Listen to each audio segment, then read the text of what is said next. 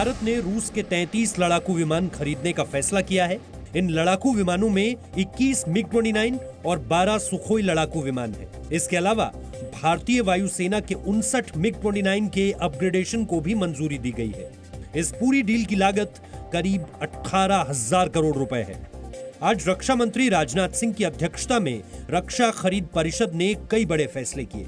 भारतीय सेना को 1000 किलोमीटर तक मार करने वाली पहली स्वदेशी क्रूज मिसाइल निर्भय, नए फाइटर एयरक्राफ्ट, हवा में दुश्मन के एयरक्राफ्ट को तबाह करने वाली मिसाइल और नए मिलिट्री बैरल रॉकेट लॉन्चर मिलेंगे।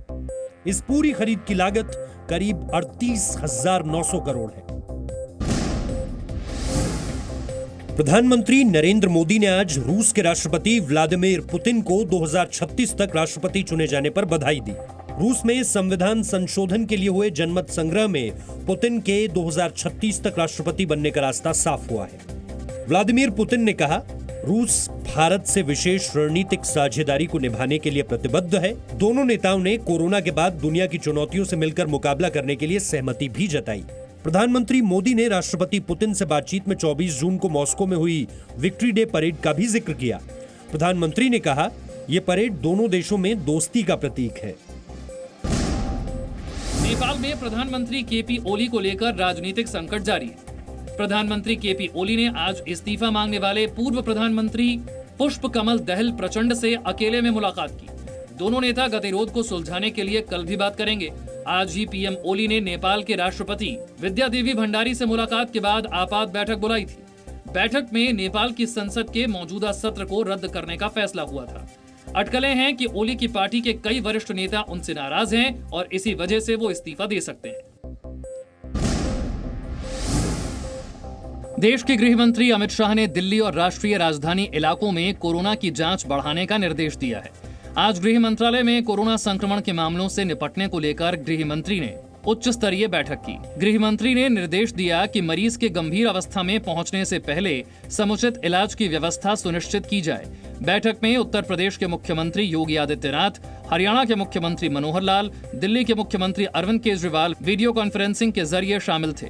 दिल्ली में संक्रमितों की संख्या 92,175 हो गई है। 24 घंटे में 2373 नए संक्रमित मिले हैं। 3015 लोग ठीक हुए हैं। देश में कोरोना संक्रमण के एक दिन में अब तक के सबसे ज्यादा मामले सामने आए हैं। 24 घंटे में कोरोना के 19,148 नए केस सामने आए और 434 लोगों की मौत हुई।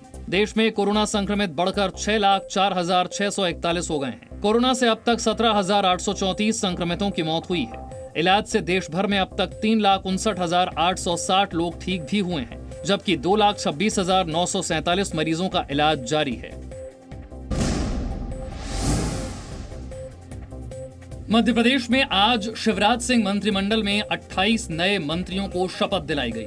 बीजेपी सांसद ज्योतिरादित्य सिंधिया के समर्थक 12 नेता भी मंत्री बनाए गए हैं। गोपाल भार्गव और यशोधरा राजे सिंधिया को फिर से शिवराज सिंह ने अपने मंत्रिमंडल में मौका दिया है। 21 अप्रैल को पहले विस्तार में 5 मंत्री बनाए गए थे। शिवराज सिंह के मंत्रिमंडल में मंत्रियों की संख्या 34 हो गई है।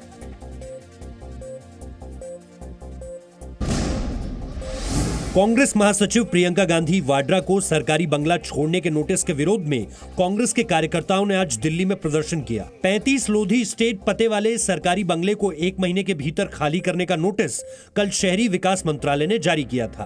प्रियंका वाड्रा के पास एसपीजी सुरक्षा नहीं है। अब उनके पास Z+ सुरक्षा है, जिसके लिए सरकारी बंगला देने का नियम नहीं है। कांग्रेस ने कहा है कि सत्ता के अहंकार में सरकार ऐसा कर रही है।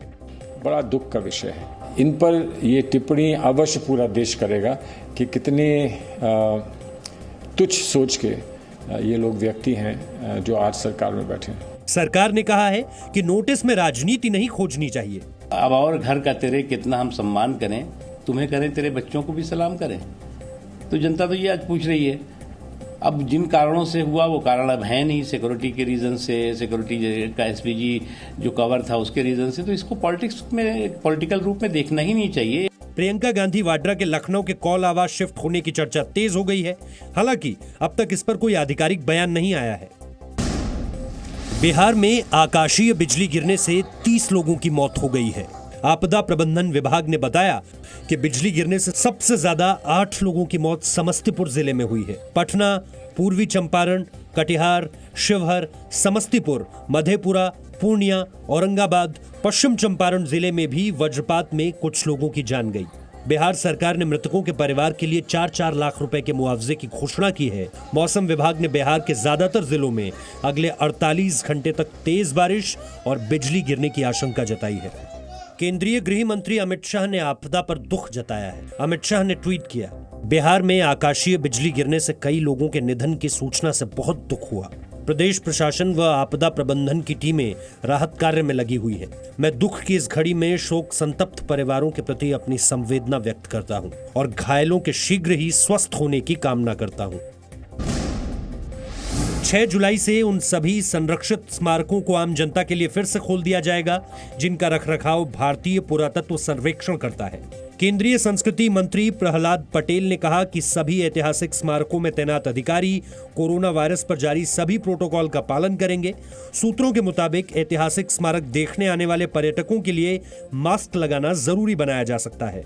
कोरोना वायरस के बढ़ते संक्रमण के कारण 17 मार्च से संरक्षित 3691 स्मारक और पुरातत्व स्थल को बंद किया गया था। Presenting B News app, available on Google Play and App Store. Download it now.